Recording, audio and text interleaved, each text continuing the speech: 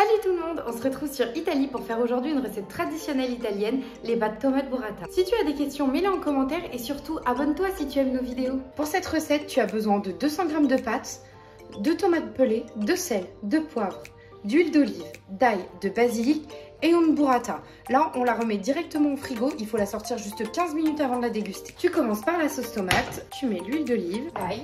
Pour cette recette, j'utilise exactement la même recette que celle que j'ai utilisée pour les pâtes à la tomate.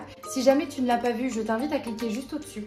Une fois que ton huile est bien chaude, tu y ajoutes la tomate. Attention à ne pas brûler. Oublie pas de baisser ton feu, soit tu l'écrases ta tomate, soit tu n'aimes pas les morceaux et à ce moment-là tu mixes. N'oublie pas d'assaisonner ta sauce, un peu de sel, un peu de poivre et ton basilic.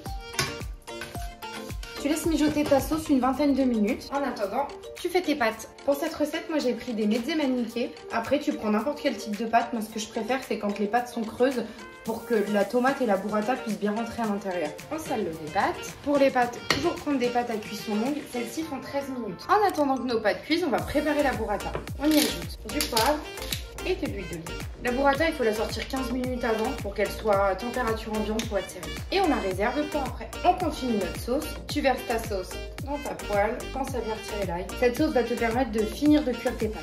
Je sais pas si tu te souviens, mais dans la précédente recette, je t'ai conseillé de râper du parmesan pour aller avec la sauce tomate. Mais là, c'est vraiment pas obligatoire. La burrata suffit à elle-même.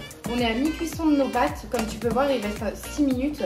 On va finir notre cuisson dans notre poêle. N'oublie pas de remettre ton feu à fond pour que tes pâtes relâchent le maximum d'amidon. Et rajoute de l'eau de cuisson dès que c'est nécessaire. Et voilà, il n'y a plus qu'à dresser. La burrata, tu peux la manger de deux manières différentes. Soit tu la coupes en morceaux et tu la mélanges avec ta sauce, soit tu la poses par-dessus.